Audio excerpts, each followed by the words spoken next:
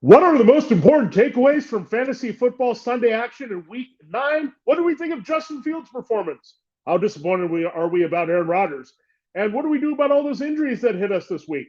It's time to break down right here, right now, as we get another edition and another week of Locked On Fantasy Football.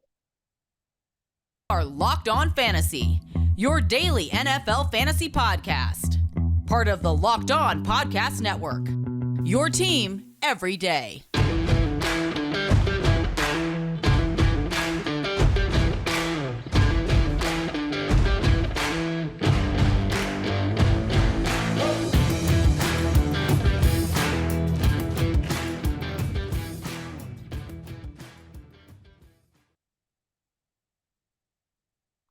Greetings, everyone, and welcome to another edition of the Locked On Fantasy Football Podcast. As usual, I'm your host, Vinnie Iyer, and I'm not doing this. I'm writing about NFL and fantasy football for sportingnews.com. What a crazy week 9 with some massive performances and some massive letdowns. And it starts in the NFC North, where Justin Fields goes off here in Chicago against the Dolphins, and then Aaron Rodgers usually lights up the Lions. Instead, he gave us a massive clunker there in Detroit. So weird going on. We also had a big, almost record-setting, record-tying game from Joe Mixon with 5 touchdowns for the Bengals.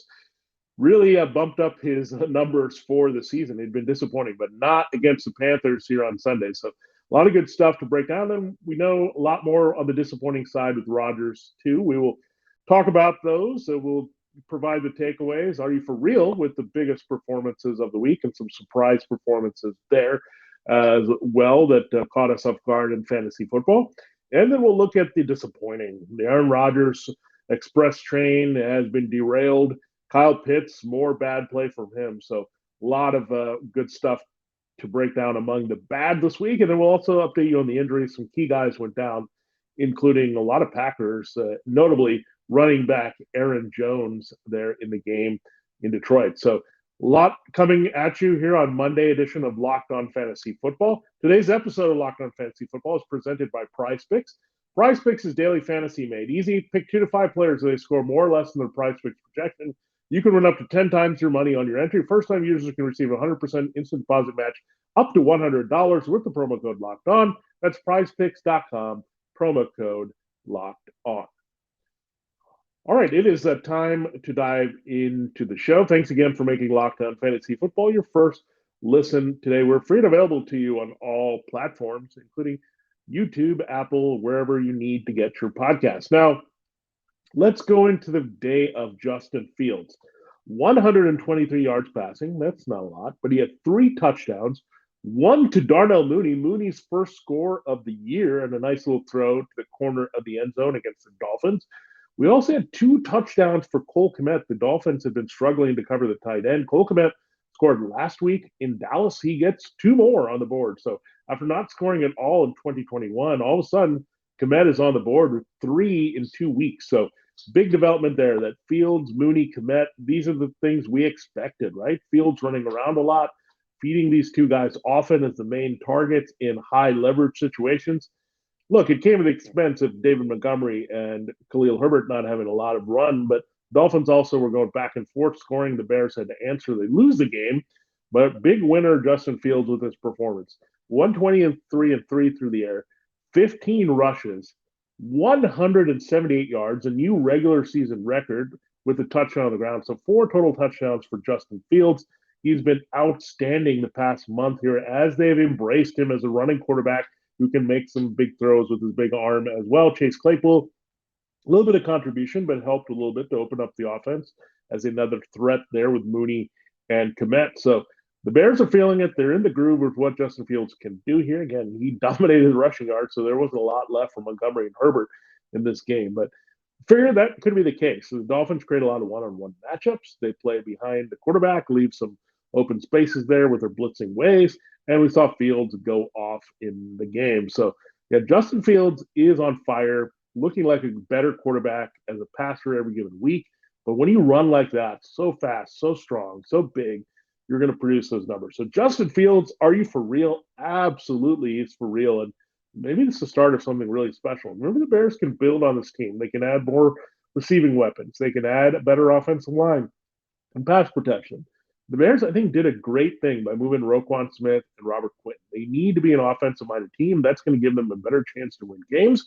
They're in position. If they didn't have that block punt that was returned by Andrew Van Ginkel for a Dolphins touchdown, I mean, the Bears would be right there and may even win that game. So great to see the Bears and Justin Fields kind of meshing exactly what we wanted the offense to be. So excited for Fields and this Bears offense going forward.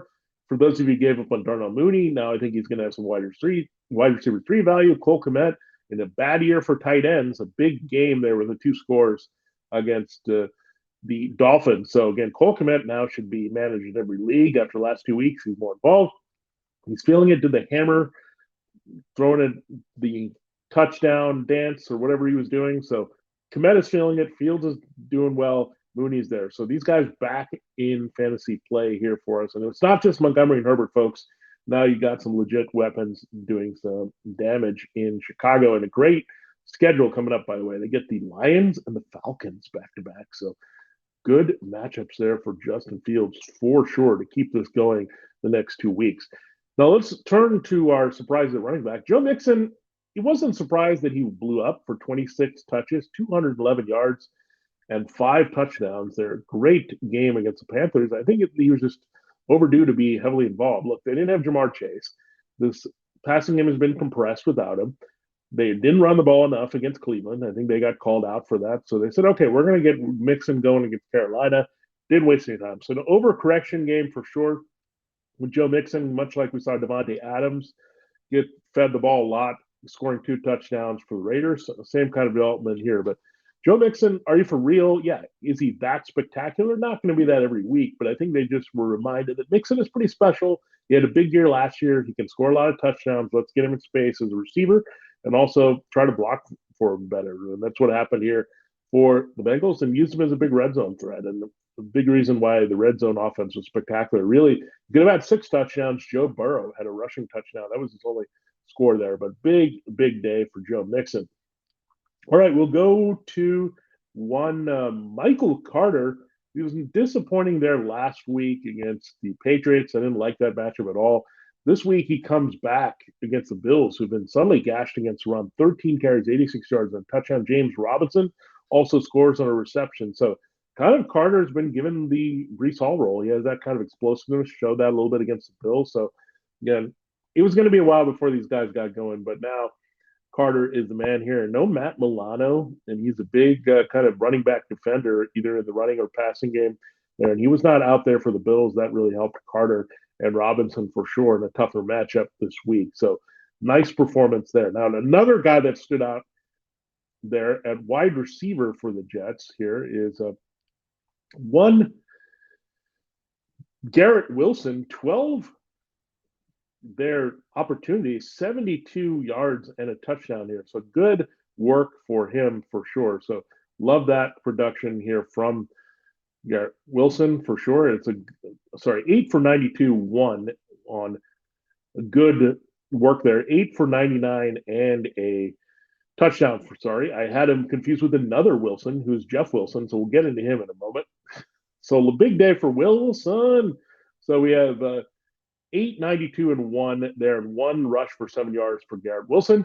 For Jeff Wilson Jr., 12 carries, 72 yards, and a TD. So matching up the 2 Wilsons in the AFC East, but big surprise performances. So Garrett Wilson locked in well with Zach Wilson. So a lot of Wilson talk here early, and then not including the volleyball from Castaway. But looking at Garrett Wilson, he really connected well here with one Zach Wilson, and he's clearly the number 1 receiver. He's totally faded Elijah Moore. Moore has complained about him. He's not looking his way. There's no Corey Davis in this game either for the second consecutive week. So Garrett Wilson, Denzel Mims is just a guy behind him. Wilson is going to get the ball from Wilson most when they're putting it in the air, not giving it in the hands of Carter or James Robinson. So big game for Garrett Wilson. You have Jeff Wilson Jr. Now let's go back on our Wilson track here. 12 touches, 72 yards, and a receiving touchdown for the Dolphins. He was actually out there on the field more than Raheem Mostert. So they reunited these two 49ers. Wilson and Mostert, very similar players.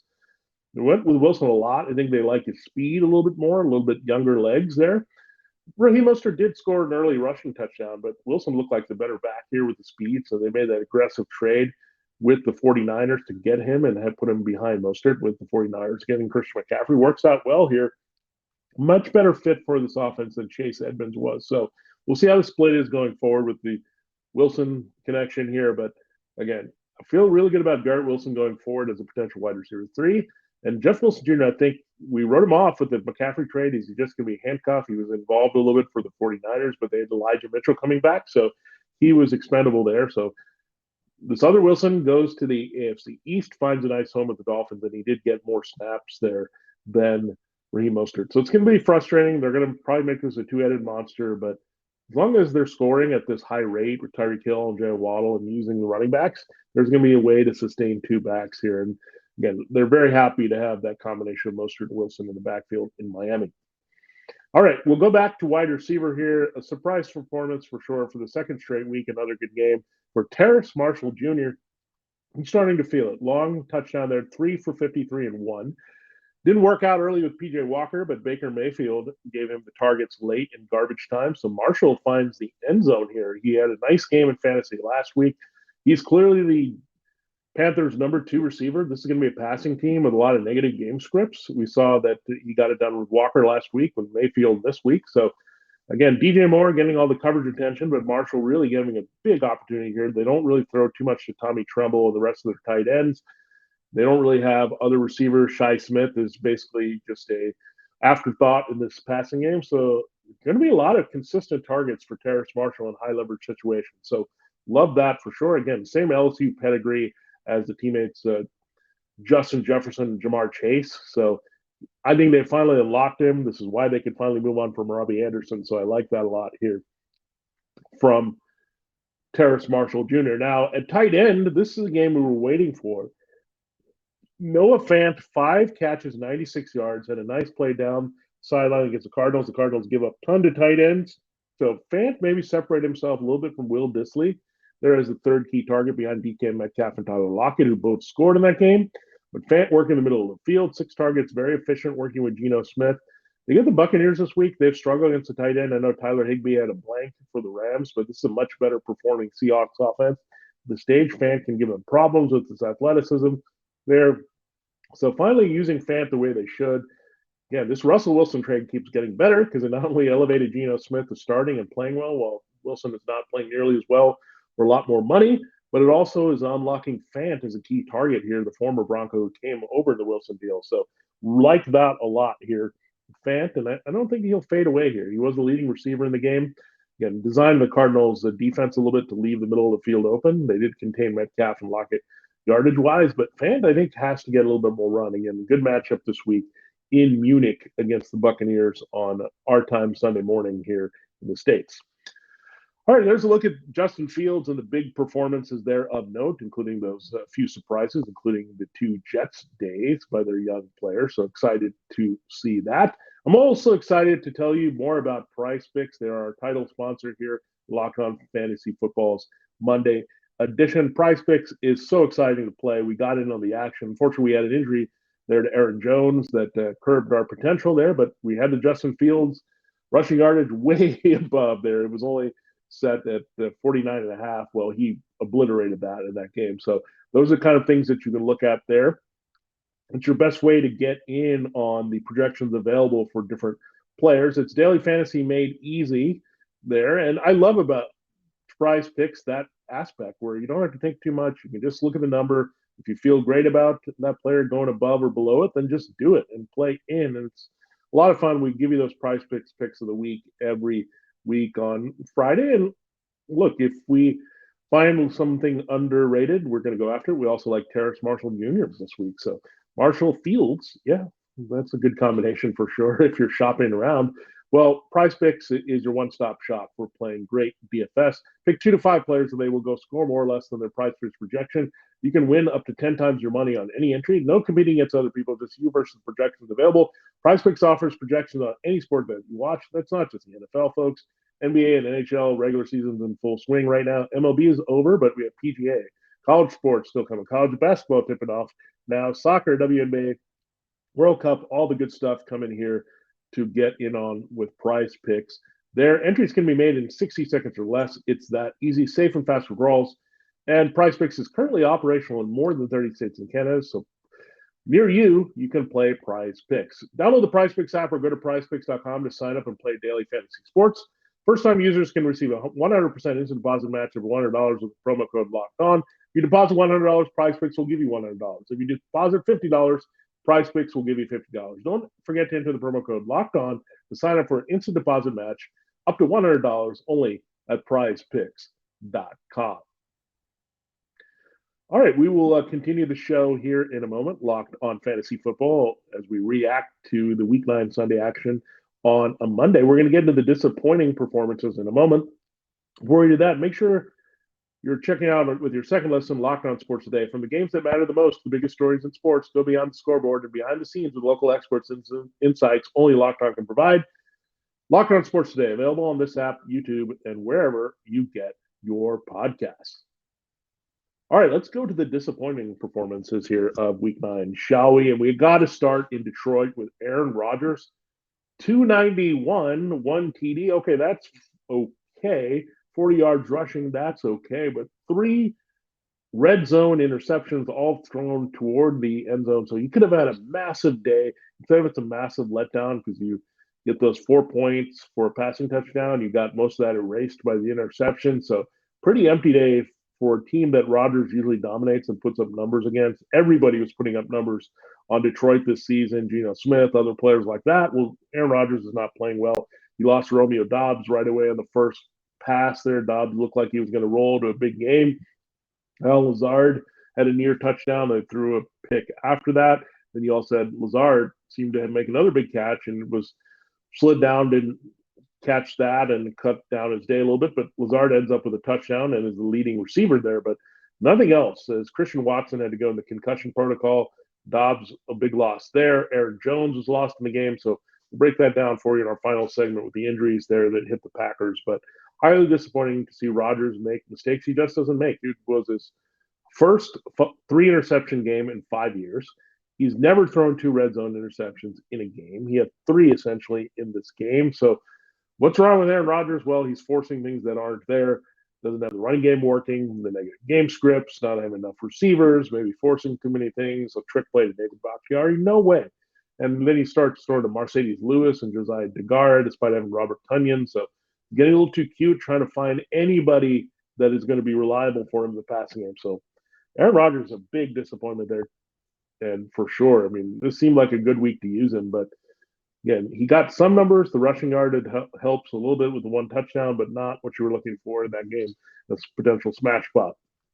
Justin Herbert, they have to accept the fact that without Keenan Allen and Mike Williams, Justin Herbert in this downfield passing game, especially with his left tackle Rashawn Slater out, it's going to be a bit of a grind. So 245 and 1 for Justin Herbert. He also throws a touchdown there to Austin Eckler, and we also had an interception from Herbert. So a really underwhelming day. It was a grindy day by the Falcons offense and defense. They try to keep it away from the Chargers with their heavy running game that had Cordell Patterson back with Tyler Algier.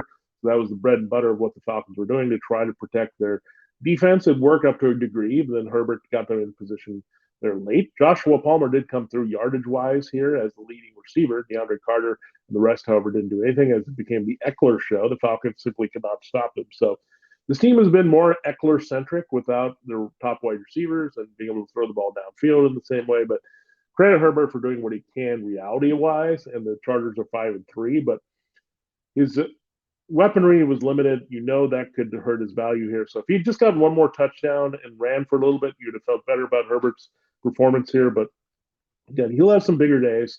The Falcons just didn't score enough, and they played that to kind of ball control to limit the opportunities for Herbert as well. So things are going to get better with him. With Aaron Rodgers, I don't know now, without Doubs, potentially Jones for a while. Cobb is still on IR. You had Watson, the concussion protocol. Al Lazard has played through a shoulder injury. Robert Tonyan has been an afterthought. So I don't know what you're going to get there. But Herbert, things are going to go up, especially around the corner come playoff time when Williams and Allen should both return here to really help Justin Herbert.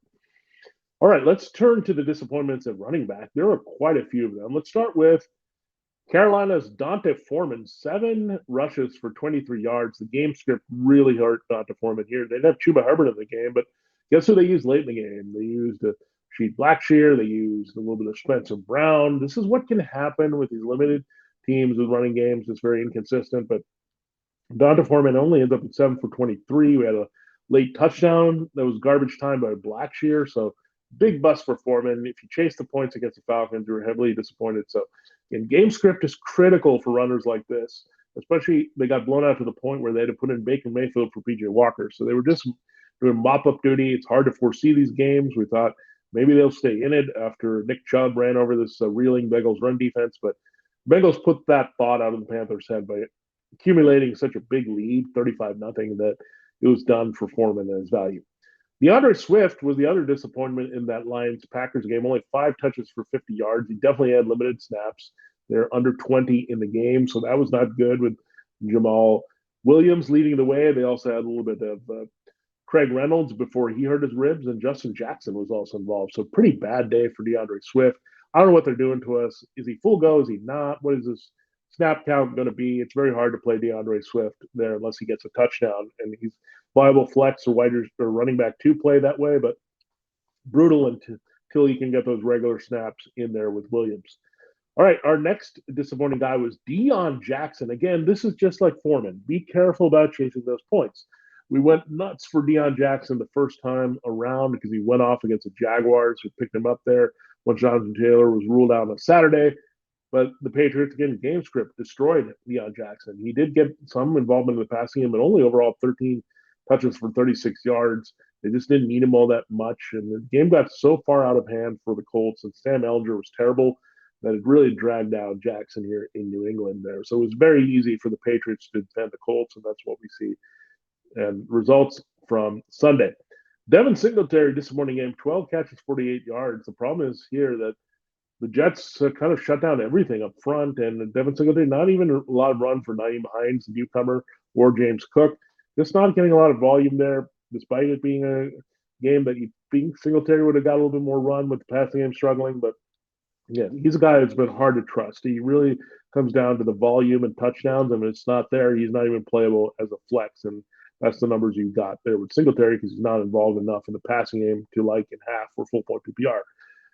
Antonio Gibson was bringing it in PPR, but he has only 13 touches for 47 yards. This running game is one of the tanks. The Vikings are pretty good. They didn't have Dalvin Tomlinson, their big defensive tackle in the game, but the Commanders just can't run the ball consistently. And Brian Robinson was their leading rusher. Gibson was their best scrimmage player from the backfield, but it's going to be week to week. You got to play the matchups a little bit better. Definitely not going to play either Robinson or Gibson this week against the Eagles on Monday Night Football. James Conner returned. Okay, we were excited about that as Darrell Williams was put on the shelf. Got no more, Benjamin. They fed Conner, but he only ends up with 12 touches for 64 yards. Was involved in the pass game. It was nice to see. But again, the Cardinals offense just got manhandled by the Seahawks defense, and was just really disappointing overall to see this week. So Conner, this whole Cardinals offense, DeAndre Hopkins and Zach Ertz at least got touchdowns there in a very frustrating performance by Kyler Murray when he wasn't running in that game. So Murray's cutting to Conner's value with his running. The ball's not being moved. They're not getting the red zone. Conner has been a massive bust beyond the injury this year. All right, the Chiefs backfield, here's a number for you. 20 touches, 58 yards. That was the combined production of Isaiah Pacheco, the new, quote, starter, and Clyde Edwards-Helaire, and Jerick McKinnon, who was the most productive. He had 40 yards receiving in this game. So, man, this Chiefs backfield is just broken down. We knew it was a tough matchup. The Titans are excellent against the run. They were beefy. The Chiefs just abandoned and didn't get any of these guys involved in the passing game at all. McKinnon had a little bit of run there, but when you look at Clyde Edwards-Helaire, he's in a bad spot. You cannot play him. You cannot trust him. He had one nice run on the 4th and inches to convert, but that's about it. That was his limited usage. So pass-happy team that doesn't throw to a good pass-catching back, and really Clyde Edwards-Helaire has faded out of that role, and it's all but McKinnon. So cannot trust the Chiefs backfield going forward in these type of matchups. All right, let's go to wide receiver. Only 2 for 24 for DJ Moore. We know what happened there. The PJ Walker connection went cold there in Baker Mayfield when he came in. Couldn't heat it up, so really disappointing there. So Terrace Marshall, youth being served a little bit there as Moore's value has gone down with both quarterbacks here in week number 9. Amon-Ra St. Brown had 9 targets against the Packers, but Packers didn't provide enough resistance to get the volume up more than that. But he was a little bit off with Jared Goff with no Josh Reynolds in the game. He was basically the receiver getting the most attention here. Eric Stokes went down the outside corner for the Packers. So they've been decent against slot, but 4 for 55 is pretty modest game for Amon-Ra St. Brown. The way he started gangbusters with Jared Goff at home in a lot of these games. So that's a disappointing performance. Here's the combined total for you. 4 catches, 45 yards on 8 targets. This wasn't just Michael Pittman Jr. This was also Alec Pierce. This was their combined production in New England with Sam Ehlinger at quarterback. Are you kidding me? In a game that they were trailing with the volume, it was terrible. Ehlinger has been awful the last 2 weeks.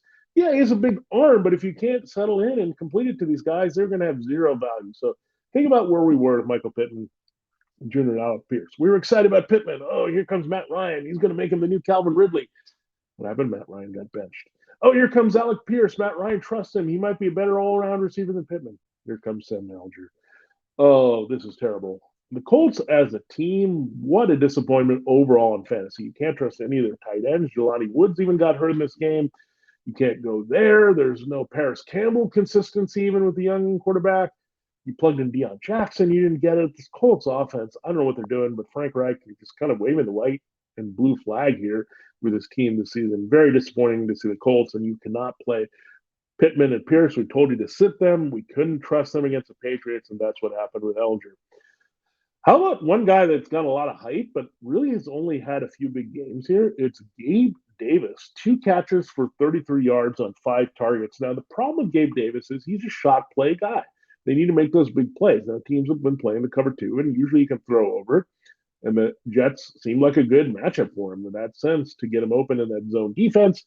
Didn't quite happen. They had 5 targets, 2 for 33. Part of it was Josh Allen was not very good in the game. He also admitted he was dealing with some arm and elbow pain after the game, so maybe not right after taking a hit. Couldn't get the ball downfield enough, but this has been the Stephon Diggs show pretty much. And Davis has just made those big plays occasionally, but the second straight week where he's underwhelmed here, and he doesn't have the very high floor. He has a massive ceiling, which is why we play him every week, but his floor is just disappointing because he's big play and touchdown dependent. We want a little bit more consistency there from our receivers, but again, they're going to need to get Davis a little bit more involved with Diggs as kind of the starter on the outside. So we'll have to wait and see on that one. But they do get the Vikings this week. Maybe that'll open things up. You might see a little Patrick Peterson trying to slow down one Stephon Diggs with some help. And you also have Cameron Dantzler, the other corner hurt. So maybe it's a chance for Gabe Davis against that zone there of the Vikings this week. But again, he needs those big plays. He needs that or a touchdown to really salvage his value. Here's the number for you, too.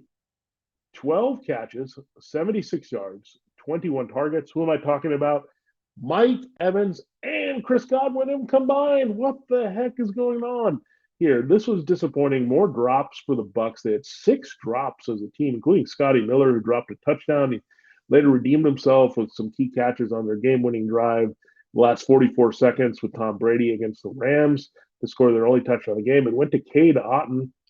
Well-designed play, playing off the running game there. So even with Cameron Brate playing, Cade Otton was involved there. But these guys have been majorly disappointing. When they don't have a touchdown, and Evans was one thing. He can have those big touchdown days. He can make some big plays. He still can get it done with volume. But that is a bad combined total for those 2 wide receivers. And Chris Godwin, we thought this was a great matchup for him in the slot here. They have Darren Kendrick. They're pretty weak with Troy Hill away from Jalen Ramsey. But Godwin was bottled up for most of the game as well. So Godwin has been a major disappointment. We thought, okay, we're good to go here with the knee injury, well recovered, but that hasn't been the case for Tom Brady's slot receiver at all. So really disappointing. And Tom Brady, you can see the frustration. He said, okay, forget going with Brate and Evans and Godwin. We're just going to throw to Miller and Otton and move the ball down the field, a little bit of Leonard Fournette dump-offs, and that's exactly what happened. So when this compressed Bucs passing game is really hurt, but still to see Godwin not put up those numbers, I mean, he is a short to intermediate receiver. That's been disappointing. And Evans has also been good that way, but drops, and misconnections with Tom Brady really hurting this Bucs usually dynamic duo that we've seen, even with Jameis Winston going back to them, but it's not been the same for both of these Bucs receivers in 2022. We expect them to be a lot like Tyreek Hill and Jalen Waddle. We drafted them around the same spot here for each of them, but that's not what's materializing here in Tampa. And again, maybe Godwin's a guy that you could still trade for, but I wouldn't be too excited about it. I'm going to keep my expectations low as a wide receiver. 3, I'd be more interested if I want to go after Mike Evans. And again, tough matchup this week actually against the Seahawks. That secondary is playing really well this week, so don't expect that rebound in week number 10 in Germany on East Coast time Sunday morning. At tight end, Kyle Pitts, what a disappointment here. Again, 7 targets, but only caught 2 for 27. He just missed on a long touchdown connection with Marcus Mariota. The chemistry is just not there. It's very inconsistent. So Kyle Pitts, it is what it is. They need some better passing volume. They need a better connection with the quarterback. That's not going to help Pitts here if it's very inconsistent. You're still probably going to play him because you're desperate here, but again, very disappointing. Gerald Everett was also a guy that we liked a little bit more this week, but really what happened, it was Joshua Palmer, Austin Eckler, not much else of DeAndre Carter, Michael Bandy, or Gerald Everett here for Justin Herbert. So 5 catches, 36 yards, disappointing. So that's the thing about these tight ends. They're a bit inconsistent in their usage and the way these offenses are constructed, and the Chargers are one of those as well. So really disappointing performance there by Everett. And again, if you played either one of these guys in DFS, really disappointing on that main slate. Again, I really like Zach Ertz. That's why I wanted to pay up for Zach Ertz, and that really came through in a lot of leagues as he scored that last touchdown, got involved in garbage time a little bit for the Cardinals. So look for the best player with the best matchup that is getting the consistent usage in high leverage situations here. Pitts and Everett do not fall into that category. We're playing DFS at tight end. Season long, you might be stuck playing them, but DFS, we don't need to go there because you're just not going to get the return on the investment that you're looking for. All right, we will close the show here looking at the injury updates. So that takes care of the disappointing performances there that stood out to us the most here on Locked On Fantasy Football on a Monday. I have to remind you about BetOnline being the number one source here for your sporting wagering information this season. It doesn't get any better than BetOnline. It is your number one source for betting football and the start of the new basketball season, which is here. It's going to be going in college as well. Find all the latest player developments, team matchups, news, podcasts, and in-depth analysis on every game. And then always, BetOnline remains your Canadian source for all your sports wagering information with live betting and up-to-the-minute scores for every sport out there. Exciting to have a World Cup around the corner as well. The fastest and easy way of checking all your favorite games and events. That includes MMA, boxing, and golf. So, yeah, you can get in on those alternate sports for action there if you're not into the team stuff. We hope you are with the NFL because BetOnline is going to take care of you there. So head to the website today at betonline.net or use your mobile device to learn more. BetOnline, where the game starts. All right, it is time to close the show here on Locked On Fantasy Football, and we will look at our injury updates. Let's go through this. And we had the Packers being the most notable. Let's go to, however, Buffalo. Josh Allen, as I mentioned, a little bit concerned. He was holding his elbow/arm. There's throwing arm the right side, feeling some pain. He used some profanity in explaining how he played, so maybe just not completely right. He also ran pretty well to save his fantasy football day, but he should be fine playing against the Vikings here in Week 10. All right, Aaron Jones, big injury here. Ankle was hurt, was seen in a walking boot. An ankle, that's usually not a good sign after the game. So A.J. Dillon could have some real value here going forward. They play the Cowboys, however, this week. So it's a tough matchup, but Dillon might have the backfield for himself. Remember Jones' first breakout game in the opportunity came against the Cowboys a few years ago with Mike McCarthy as his head coach. So be prepared to be without Aaron Jones this week. And if you've got A.J. Dillon, he's a must start this week with the volume he's bound to get against the Cowboys. Some minor injuries. Chris Evans, the third stringer for the Bengals, hurt with a knee injury.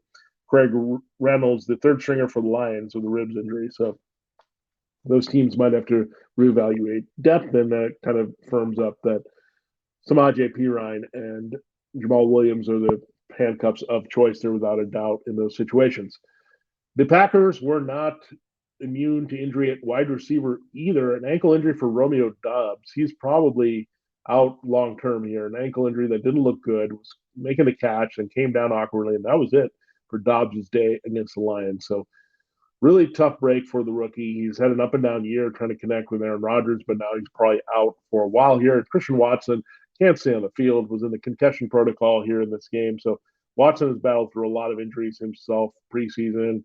midseason there. So these two rookies that had such high hopes, Dobbs and Watson, are not there. And we saw the other rookies, Samari Toure, do some damage in this game. But man, it is rough out there, and it's pretty much down to Alan Lazard and Robert Tonyan as guys that he trusts in the passing game. That's Aaron Rodgers. So definitely disappointing there, and an injury we're going to track. Now, Jelani Woods, shoulder injury there against the Patriots. He's a talented rookie tight end for the Colts and getting some run there. But Kylan Granson, really, we talked about that. St. Elder, if he's going to trust any tight ends, to be Granson because they played together in high school, not Woods or Moya Cox. So, again, really disappointing there with this whole Colts offense, but another setback for them. Evan Ingram, we liked him in fantasy, but he had a back injury against the Raiders, and he wasn't involved nearly as much as Christian Kirk, who destroyed that matchup. Marvin Jones also got a little bit more run in that game for the Jaguars. So, and Evan Ingram, another disappointment right there with Gerald Everett in a good matchup this week. On the offensive line, we had a couple more injuries there that we look at with Will Hernandez. The Cardinals' offensive line has been terrible, and they've been beat up. They didn't have Rodney Hudson. They've playing without Justin Pugh. So really concerned there up front. The Falcons have been gutted as well. They lost their guard for short time, Elijah Wilkinson. So their run defense, rushing offense was still pretty good, recovering there overall. Now, the Packers also suffered a big defensive injury. This is going to help the Cowboys and Prescott this week. Rashawn Gary out for the season, torn ACL in his knee. So big gutting for the Packers. And another thing that happened, Eric Stokes, a big injury for him as well with an ankle and knee. So he might have to miss some games here for Green Bay. So this is just gutted. It's just Jaire Alexander pretty much trying to hold things together. Devondre Campbell already missed the game for the Packers. So Packers, insult and injury there suffered in Detroit with the loss of personnel as well. So really brutal game here for the Packers. And again, Jones, A.J. Dillon pivots to be the starter here. You'll get a little bit of committee work behind him, but Dillon should see the significant role here and all the receptions with Jones on the shelf, we expect. And again, with Dobbs and Christian Watson out, I feel Alan Lazard is going to continue to dominate targets here for Green Bay as they grind through the second half of the season with no chance of the playoffs at 3-6. There you have it. There's a breakdown of the standout and surprising performances. They're led by Justin Fields and Joe Mixon here in Week 9, the Sunday action. We also had the disappointment from Aaron Rodgers to the rest of the Packers in that one. So we broke things down in full for you. Don't worry, tomorrow we will turn our attention to Week 10, and we'll look at the waiver wire. So we'll give you the waiver wire advice you need, players you need to target there to help your team short and long term. And maybe it's just creating some depth or having a stash. So we'll have that for you covered tomorrow. For your next listen, check out the Locked On Sports Today podcast, the biggest stories of the day, plus instant reactions, big game recaps, and the take a day. It's available on the Odyssey app, YouTube, and wherever you get your podcasts. For Locked On Fantasy Football, this has been Vinnie Iyer. Have a great rest of your Monday. Good luck if you need something to happen for you in a positive way at Ravens Saints. And we'll catch you tomorrow with our look at the Week 10 waiver wire.